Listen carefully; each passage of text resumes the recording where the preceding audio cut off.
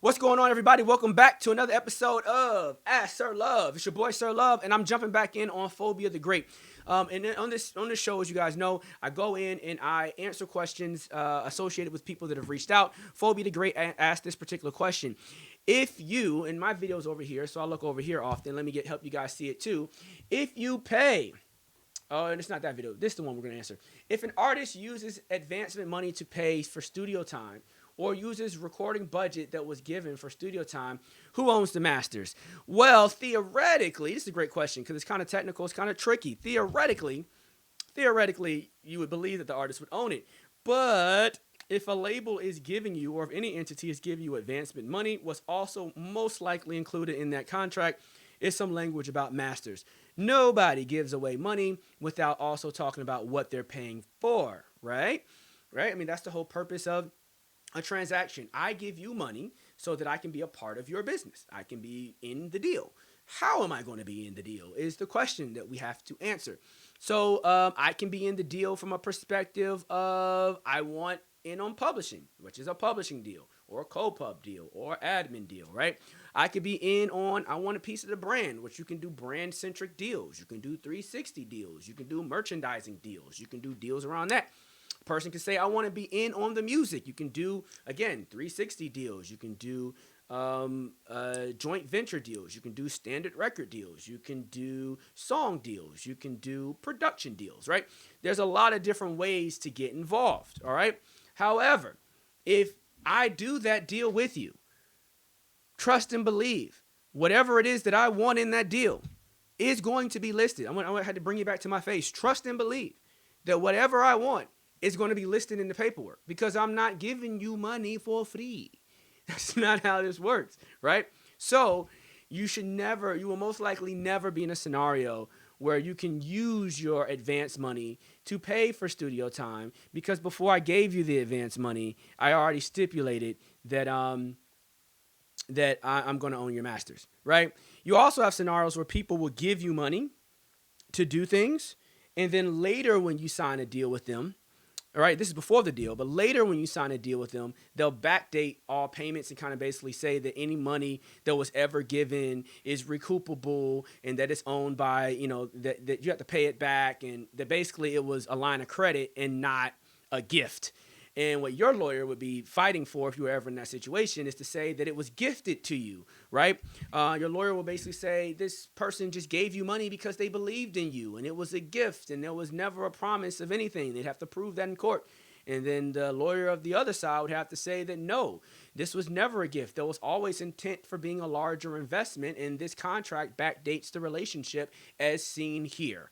And whoever wins that legal skirmish or battle will basically be the finalist in this conversation. So to get back to what you wanted to say, theoretically, the answer in some type of philosophical world could be yes. There's like a 5% chance that slips through without getting butchered and beat up by an attorney somewhere.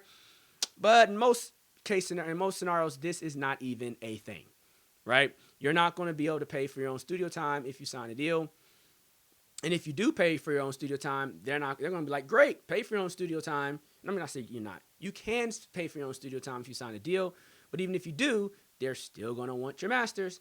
And if it's a company that's not interested in your masters, then they're interested in something else. And you're going to give up something else. So the question is, what do you want to negotiate? What do you want to give up? All right. And I did do a video on negotiation, but I do think I need to do a larger video on just the concept of negotiating because I don't believe that the independent audience really understands negotiating.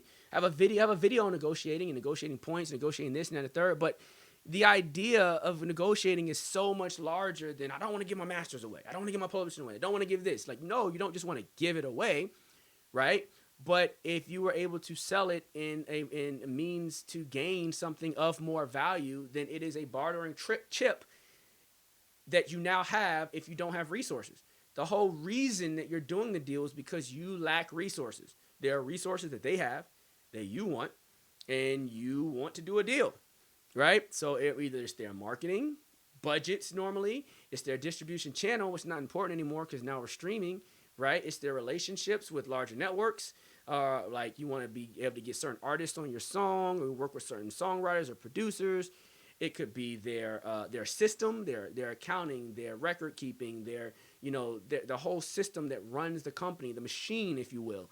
There are a lot of reasons that you would do a deal, but you don't have something that they want, right? You don't have something that you want that they have, and they don't have something that you have that they want, and you're trading, and your goal is to make it an even trade.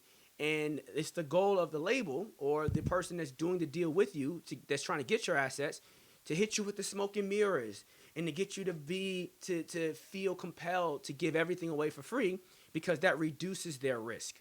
And the reason they do this, the reason they reduce their risk, is because a label is basically a VC company. I'm going to have to do a video on this alone, where they bet on like 20 artists. And of the 20, one blows up, a second one kind of does above average, 3 or 4 break even, and everyone else kicks the bucket and they lose money.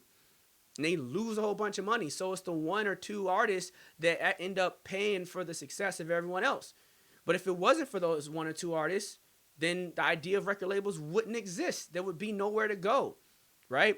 It's the same way banking works. It's the same way VC funding works. It's the same way any investment group works. You take a lot of risks. Some of them work out. Some of them don't. You can be a more risky company or a less risky company. Most independent record labels are risk averse, meaning they're going to bet on really solid things that aren't going to lose money, that they can help generate more money, and they're going to stay in a certain pocket of success, right, being risk averse. And then you have other companies that are going to go out there and they're going to take on all this huge risk and upside and try to get big returns. Those are your major record labels that do that.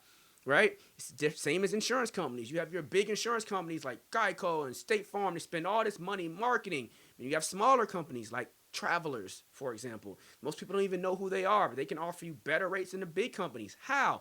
They're taking smaller, better bets, and they're not blowing all this capital in marketing, so they have less risk. And that's really what this all comes down to, is risk. And no one's going to give you money and not take assets to be able to mitigate their risk. So this went way deeper than I thought it would. We got into some real business tactics there, and I'm not sure if my audience, I'm not sure if you guys are ready for that. Actually, let me know. Was that beneficial? Should I do more videos that break down business, the business side? Because there's the music business, and then there's like the business, because every record label is owned by a larger conglomerate that's sold on the stock market, right? We're aware of that, right? That Sony is on the stock market. So all these videos you watch online, people teaching you how to, do stock deals and stuff like that, and their numbers are going up and down.